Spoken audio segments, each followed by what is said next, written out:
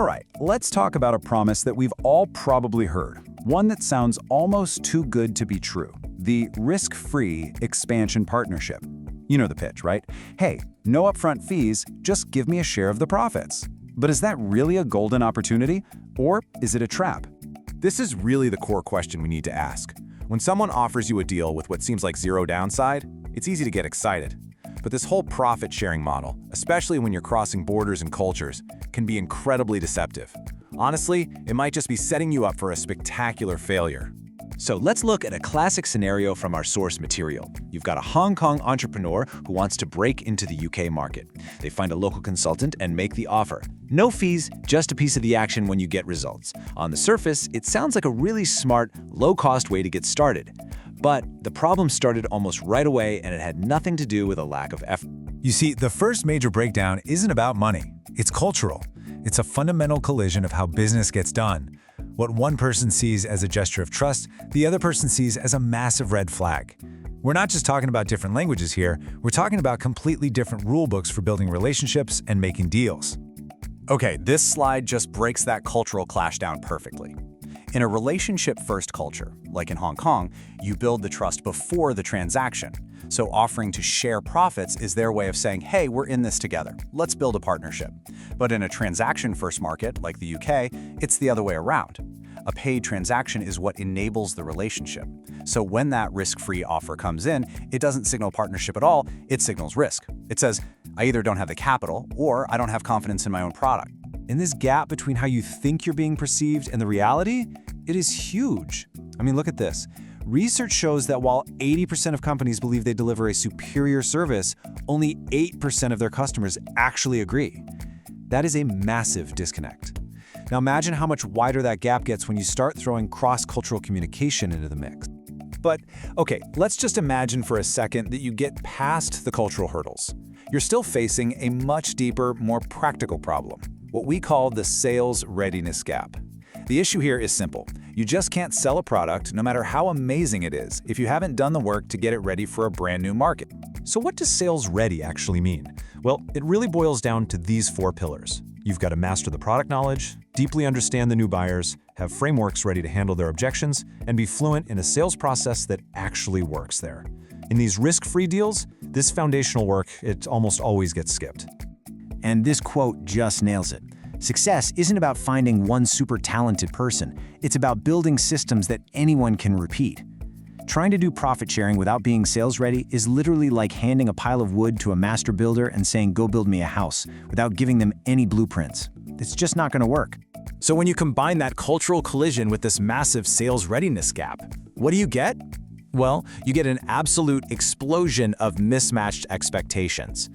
Let's walk through the timeline of how these risk-free partnerships almost inevitably fall apart. It's a painfully predictable story. In month 1, the consultant is working for free, putting in tons of hours, but the client just sees no results. By month 2, the client is getting frustrated with small tests, wondering where the big ROI is. Then comes the breaking point, usually around month 3. The consultant finally figures out what works and says, okay, I need a budget to scale this. And the client just balks. Why? This was supposed to be risk-free. By month 4, it's over. The partnership dissolves, and all anyone has to show for it is wasted time and zero trust. And this isn't just a one-off story. The data really tells the tale here. Performance-based contracts with vague or unclear metrics, they lead to disputes a whopping 71% of the time. This risk-free model is practically designed to fail because it never bothers to define what success even looks like in those critical early stages. Okay, so that all sounds pretty bleak, I know. But here's the good news. There is a much, much better way. The alternative is to stop relying on blind faith and start de-risking your expansion with actual validation and hard data. There's a structured framework that really works.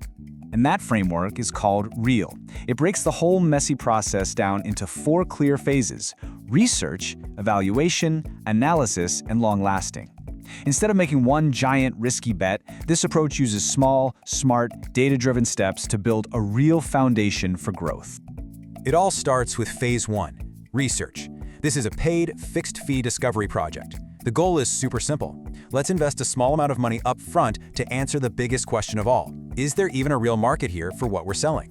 Honestly, finding out a market isn't viable for a small fee is a huge win compared to finding out after wasting 6 months and a fortune.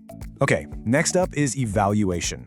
Once you know the market has potential, you use small budget pilot campaigns to test your messaging. This is where it gets fun. Using modern AI tools, you can rapidly test a dozen different angles and offers to see what this new audience actually responds to. This isn't guesswork anymore. You're getting real-world feedback fast. And the speed and efficiency you can get here is just incredible. The source material points out that some of these new AI tools can create a 36x productivity gain. Think about that. You can generate and test dozens of variations of your message in the time it used to take to create just one. That lets you learn and adapt at a speed that was just impossible a few years ago. Now, with all that validated data in hand, you can move to Phase 3, analysis. This is where you finally build the blueprints for the house. You create the localized sales kits, the automation workflows, the CRM processes, all the sales infrastructure that was missing before. But this time, every single piece is based on data you've already proven works. And that brings us to the final step, long-lasting. And this is the moment, the only moment, when performance-based pay, like profit sharing, actually makes sense. Why now? Because you've established a clear, data-backed baseline. You know what works.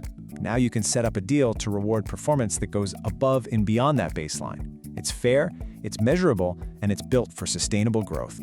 So let's just put these two philosophies side by side. I mean, the difference couldn't be clearer, could it? The so-called risk-free model is built on nothing but hope and assumptions. It concentrates all the risk on one party, and it almost always ends in a broken partnership. The data-driven real framework, on the other hand, is built on validation. It minimizes risk with smart phased investments, and the outcome is a real sustainable engine for growth. So that really leaves us with one final question for you to think about. As you look at your own plans for expansion, what are you building your strategy on? Is it built on faith and a bunch of assumptions? Or are you building it on a solid foundation of data? Because that choice, as we've just seen, makes all the difference in the world. If this topic resonates with you, don't forget to comment below, give this video a like, share with fellow business owners, and hit subscribe to stay updated with more actionable business insights.